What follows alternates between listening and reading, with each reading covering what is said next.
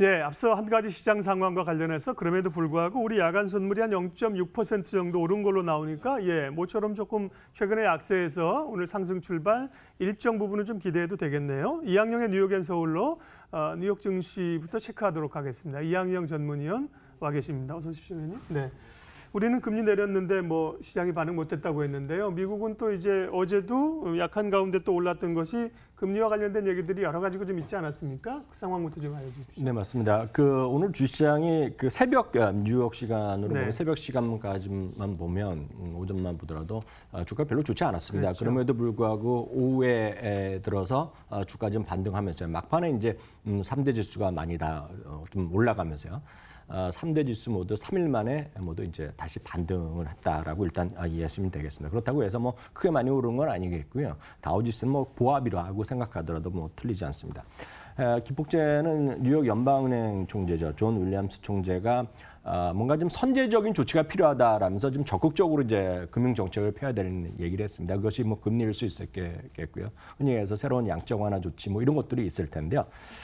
그 모든 것을 나오는 것은 결국 CME의 패드 워치에 따른 금리에 대한 전망, 어떤 확률 이런 것들을 보셔야 되겠는데요. 제가 지금 보여드린 그림이 여러분들 누구나 다 지금 검색해 보시면 나오는 CME 패드 워치 툴에서 나오는 수치가 되겠습니다. 시계에서 이거가 되겠는데요. 이번 7월 31일 날 금리가 어느 정도로 될 것이냐 얘기가 되겠는데요. 실제로 보면 박스에서 두 개 중에 오른쪽 박스는 쉽게 얘기해서 금리를 0.25% 내릴 거란 얘기가 되겠고요. 조금 더 커진 거가 0.70%가 넘는 거는 무슨 소리냐. 지금 50bp지 0.5%까지 포인트를 내릴 수 있다라는 거죠. 가능성을 떠나서 그렇게들 지금 얘기를 하고 있다는 것인데요. 보다 좀 더 확실하게 숫자로 제가 불러드리겠습니다. 지난주에는 0.50%포인트가 인하될 가능성을 19.9%로 봤는데요. 오늘 이런 연설이 나오기 전까지 오전만 하더라도 35%였고요. 말씀드렸던 존 윌리엄스 총재가 그런 발언이 막 알려지기 시작하면서 59%가 올라갔고요. 제가 방송하기 직전에 들었을 때 72.1이었습니다. 제가 오늘 새벽 방송할 때는 이게 71%였는데요. 계속 좀 올라가는 그런 모습이다라고 보셔야 되겠는데요. 그러다 보니 이런 것들이 10년물 금리에도 영향을 미치면서요. 금리에도 제가 오늘 하루 있었던 것만 보여드리면 이것도 역시 2% 초반인데 이것도 오늘 장중 그 연방은행 총재의 발언 이후에 급격하게 금리가 내려가는 모습을 보여줬습니다. 이런 것이 오늘 전체 요 시점과 3대 지수가 반등을 시작하면서 플러스로 끝난 것과 거의 같은 시점이었다라고 일단 이해하시면 되겠고요. 그 밖에 또 하나의 주시장에도 영향을 미쳐야 된다고 보고 있겠는데요. 트럼프 대통령이 얘기를 했죠, 기자들한테. 미국의 이제 해군이 되겠는데 해군이 이란의 드론을 격추했다는 얘기가 얘기하면서 이제 이런 것들이 급하게 뉴스가 나오면서 결국 뉴욕 중동 지역에 소위 긴장감, 지정학적 위협에 거쳐지면서 이것이 어디가에 또 영향을 미쳤냐면 금값의 상승은 영향을 미쳤습니다. 금값도 오늘 이 발표가 나가기 전까지는 그냥 큰 움직임이 없었습니다. 네. 최근 들어서의 그런 전반적인 흐름에서 계속 됐었는데 1,400달러 초반 정도였었는데요. 이게 오늘 다시 1.66% 거의 2% 가까이 지금 올라가면서요. 결국 이것이 한 열흘 정도 좀 소강 상태였는데요. 이게 다시 이 가격대는 6년 만에 최고치로 다시 치솟았다라고 일단 이해하시면 되겠네요. 네. 미국 기업 실적도 굉장히 좀 중요한 요인인데요. 마이크로소프트 이제 실적 얘기 발표한다고 하셨잖아요. 마이크로소프트는 괜찮게 나왔나 보죠, 실적이? 네, 맞습니다. 역시 큰 것들이 시장에 좀 영향을 미칩니다. 네. 그래서 오늘 만약에 주가가 나스닥이 계속 안 좋았다면 아마 넷플릭스 때문에 떨어졌다고 얘기를 많이 할 겁니다. 어제 넷플릭스가 장마감 이후에 실적 발표했는데 아주 실망스러웠죠. 그러면서 시간에서 이 방송을 드릴 때 12%가 떨어졌는데 결국 정규장에서 10% 이상 떨어지면서 일단 마감됐습니다. 오늘의 가장 중요한 기업은 누구나 다 쓰시는 마이크로소프트가 되겠습니다. 마이크로소프트는 대한민국에서도 해외 주식 투자가들 중에 탑5 안에 들은 주식입니다. 그만큼 많은 분들이 관심을 갖고 있는 건데요. 예상치가 1.21달러 주당 이익이었는데 1.37달러로 하면서 역시 가볍게 어닝 서프라이즈를 다시 한번 기록했고요. 매출은 327억 달러 예상이었었는데 그보다 10억 달러가 더 늘어나서 337억 달러였습니다. 핵심은 이제 클라우드 서비스죠. 아마존에 AWS가 있다면 역시 마이크로소프트는 애저 서비스가 있는데요. 64%가 늘어났습니다. 그럼에도 불구하고 4년 내는 증가율이 그래도 적다. 그렇기 때문에 실망하는 사람도 분명히 있을 텐데요.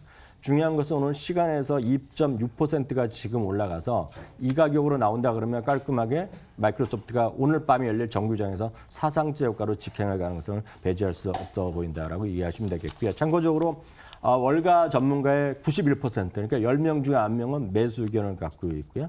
목표 주가 평균은 147달러인데 아마 이것들이 목표 주가가 좀 다시 올라가면서 아마 목표 주가 평균이 150달러 수준까지 이번 주에 가지 않을까라는 생각하고 있습니다. 예, 기존 사업도 그렇지만 이제 클라우드 쪽에서 이익이 납니다. 그리고 그쪽의 이제 중요성은 위원님이 여러 차례 얘기해 주셨는데요. 국내에도 뭐 더전 비전 뭐 이런 회사 그러면 이제 클라우드 얘기 나오고 이러면 좀 관심도 좀 가져볼 필요도 있겠네요. 예, 그 아주 좋은 질문 하셨는데요.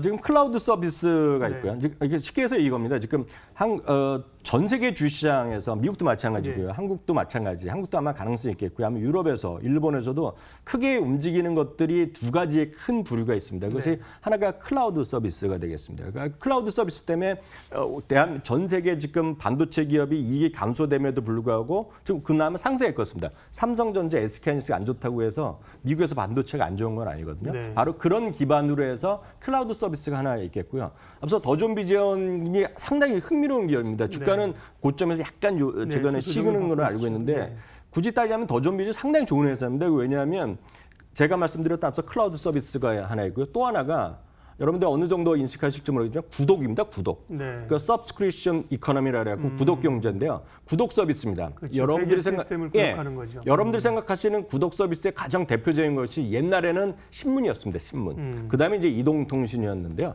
근데 문제는 그런 것들이 워낙 경쟁이 심하기 때문에 돈이 잘 안 되기 때문에 그냥 그렇지만 그렇게 여러분들 그냥 매달 돈을 내는 것이 있다고 생각하면 그러고 생각하시면 되겠습니다. 제가 쉽게 예를 들면 넷플릭스를 쓰시는 분이 우리나라에도 185만 명이 됐거든요. 제가 엊그저께 뉴스 보니까 그게 구독 서비스를 하는 거가 있게 되겠고요.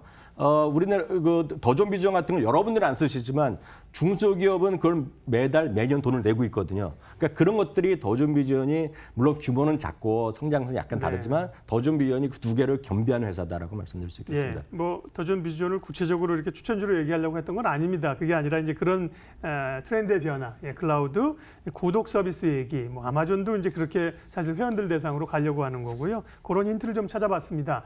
네, 뉴욕 증시 특징주 가운데 국내 기업과 연관 오늘 잡으신 기업은 어디입니까? 네, 그 사실 오늘 앞서 제가 더존 비전 말씀드리고 질문을 먼저 하셨기 때문에 말씀드렸는데 그거 같은 개념입니다. 지금요. 바로 코스트코인데요. 네네. 여러분들 이런 거죠. 여러분들 주위에 아마 여기 방송 보시는 분 중에서도 코스트코에 연 회원 가입해서 쓰시는 분 많을 거라고 알고 있습니다. 저도 이렇게 직접 만나서 보면 대부분 제가 여쭤봅니다. 그분들한테 몇 년째 회원 가입하고 했냐면 10년째 하고 있다는 분이 대한민국에도 엄청 많습니다. 여기도 있습니다. 거기도 계시고요. 예. 요즘 보면 제가 알기에는 우리나라에서도 하남 쪽에 아마 또 연다고 제가 들었고요. 또 어디 지방에도 뭐 생긴다 얘기하고 있는데요. 심지어는 제가 알기에는 그 충청도 쪽에 어느 쪽에 없어요. 거기 없는 분이 부산까지 운전하고 가신다고 제가 얘기까지 들은 적이 있습니다. 지금요. 그만큼 코스트코가 그런데 그게 그러면 도대체 연회비를 내지 않습니까? 뭐 요즘 모르겠습니다만 7, 8만 원이나 6만 원 정도 낼 거라고 알고 있는데요. 아마 그게 이제 그 개인 그 자영업 하시는 분들은 좀 많이 내고요. 네네. 일반 소비자들은 그거보다 좀 적게 내요. 네, 맞습니다. 그게 있고 골드 서비스가 있고 이규제틱 서비스가 뭐 있을 텐데 그게 중요한 게 아니고 문제는 그런 분들이 물론 자동이체로 해서 카드 서비스에서 자동으로 뭐 요즘 그래서 현대카드만 자동으로 하시는 분 계실 것 같은데요. 어찌됐건 이런 거죠. 북미에서는 90%가 재가입을 하고 있고요. 전 세계 평균 87%가 재가입을 하고 있습니다. 그것은 그만큼 인정을 받고 있고 충성도가 높다는 것입니다. 특히요. 온라인 만족도는 10년 연속으로 아마존이 1등이었습니다. 온라인 내 쇼핑에. 근데 온라인 쇼핑만 보면 만족도입니다. 만족도로 보면 코스트코가 이번에 아마존이 이겼거든요. 올봄 기준으로. 물론 여러 가지의 조사를 하지만 그것이 당연히 주시장에 녹아 있다고 보고 있고요. 이것이 바로 오늘 보여드리는 월봉인데요. 이게 사상치 효과. 오늘 현재 오늘 방송들이 지금 현재 다시 한번 사상체 효과를 쳤다라고 보시면 되겠습니다. 대한민국에서 이런 것을 시도하는 곳은 몇 개 있었죠. 오프라인 중에서. 그래서 신세계 그룹에서도 창고형 이런 것들 하고 있거든요. 네, 트레이더스. 예, 근데 아직까지 이렇게 크게 인기를 끌었다는 얘기는 아직 제가 못 들었습니다만 그런 쪽에 추진을 하고 있습니다. 다만 백화점 쪽에서는 신세계 좋아하시는 분도 계시고 현대백화점도 정말 거기만 가시는 계시지만 충성도가 어느 정도인지는 잘 모르겠습니다. 어찌됐건 신세계, 뭐 이마트 이런 것들인데요. 주가 자체는 우리나라 경기를 반영해서 그런지 큰 재미가 없네요. 네, 충성도가 중요한 단어입니다. 코스트코가 얼마 전에 그 카드사를 바꿨습니다. 카드사도 하나만 사용하도록 합니다. 그러니까 엄청 불편합니다. 그래도 사람들이 몰려오는 그 로열티, 충성도는 뭐냐, 그런 기업을 찾아야겠습니다. 그러니까 오늘 신세계가니까 꼭 직접적으로 연관되는 건 아니고 찾을 수 있는 기업이고 그런 기업을 찾아야 된다는 말씀 이해하겠습니다. 미국엔 서울 이양영 전문위원 함께했습니다. 고맙습니다.